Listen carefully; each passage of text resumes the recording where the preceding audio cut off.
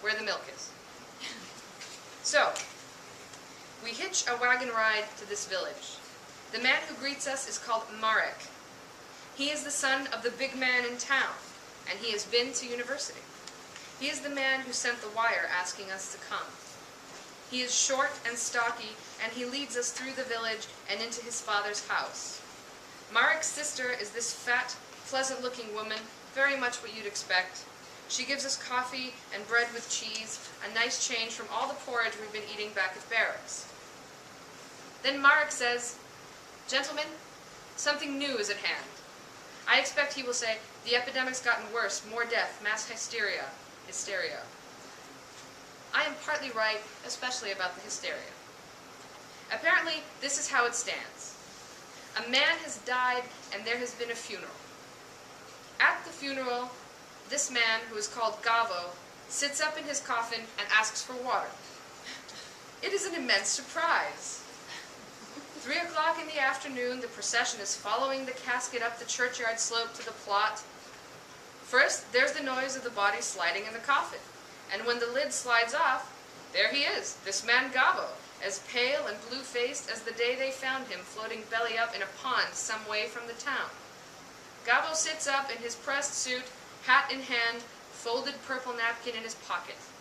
An immense surprise.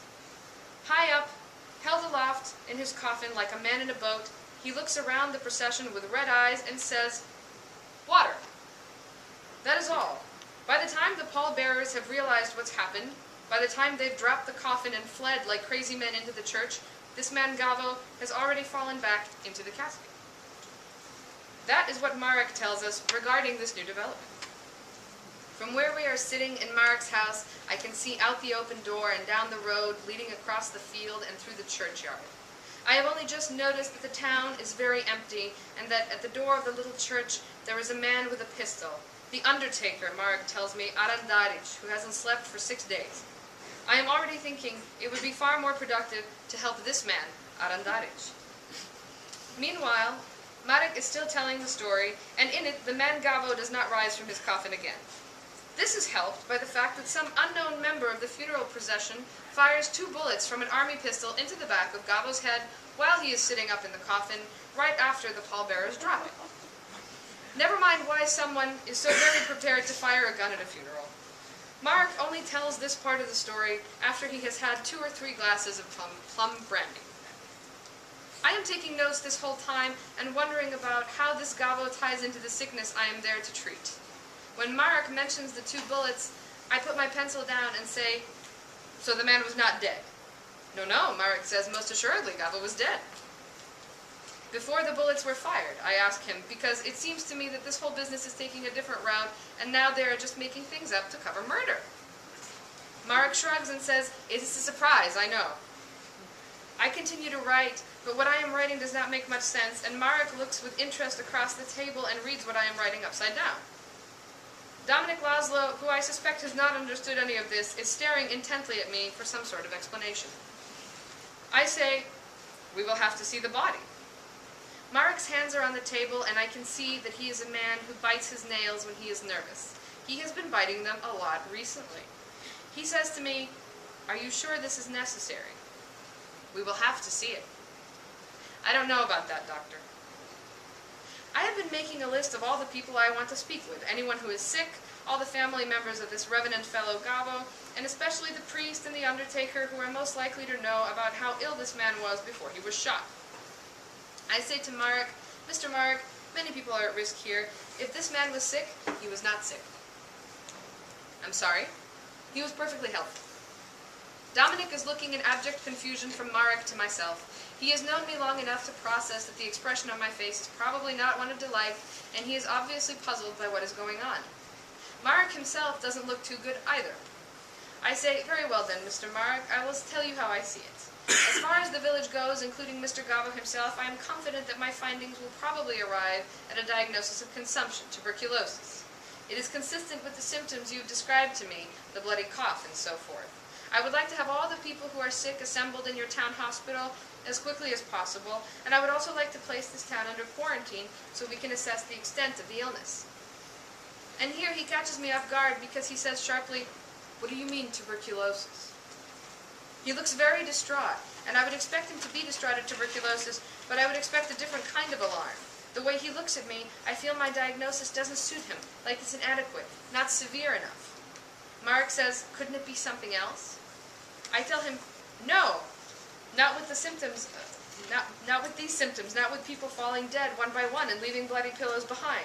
I tell him that it will be all right, that I will send out for medicine, for nurses, and another city physician to help me. But he says, but what if that doesn't help? It will. If it's tuberculosis, he says, if you're right. I'm not entirely certain where this is going. What if you're wrong? What if it's something else? Marek says. By this time, he is very agitated, and he says, I don't think you understand, sir. I really doubt you understand. Well, I say, tell me about it. Marek says, there was blood on our pillows, and there was blood on the lapels of Gavo's coat. Because you shot him, I say. Marek almost falls out of his seat. I didn't shoot him, doctor. He was already dead. I am scribbling again, mostly just to look official. Dominic is sweating in frustration. I say, I will need to speak with his family. He has no family. He's not from around here. I say, then why was he buried here?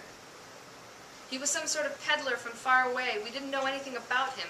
We wanted to do right by him.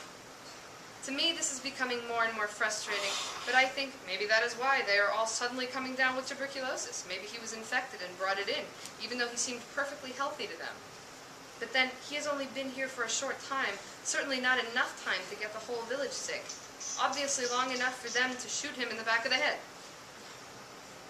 Who will give me permission to dig up the body? I ask. You don't need it, Marek is wringing his hands. We nailed the coffin shut and then we put him in the church. He's still in there. I look through the door again, and sure enough, there is Arendaric standing at the church door, pistol in hand, just in case. I see. No, Marek says. He is almost crying, and he is wringing his hat furiously in his hands. Dominic has all but given up. Marek says, no, you don't see. People with blood on their clothes are sitting up in coffins, and then there is blood on our pillows in the morning. I don't believe you see at all. Thank you.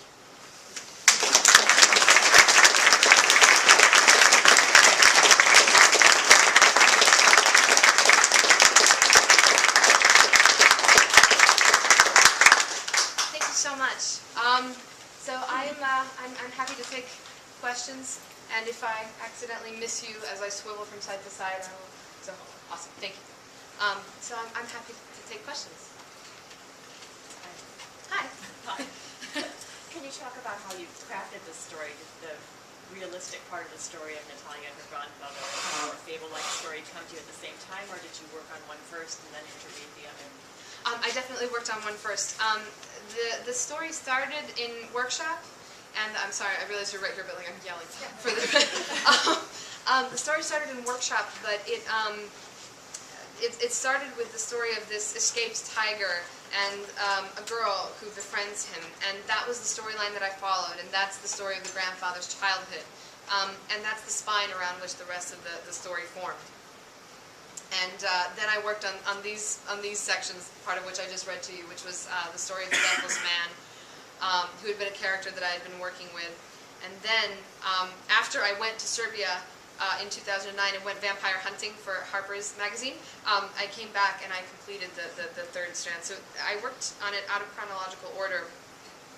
And the part that was the spine for the writing of it is not the spine for the reading of it. It's weird how that turned out. So, yeah. Thank you. Yes. Well, geographically, since you're from former Yugoslavia, yes. That's 8 countries. Yes. So which, I assume you're Serbian because you were born in Belgrade, but since it's a Muslim story, Muslim atmosphere, could this have happened in Sarajevo? I mean, just geographically, I want to imagine the location of many of the actions. The question was, where is it sort of set more specifically geographically? I was born in Yugoslavia when it was Yugoslavia. I was born in what is now Serbia in Belgrade. But I like a lot of people am mixed. So I've been to Bosnia, There's a house that we have in Croatia as well. So it's set all over the place. The city in which the section with the tiger takes place is based on Belgrade, which was bombed in the 1940s. So, thank you.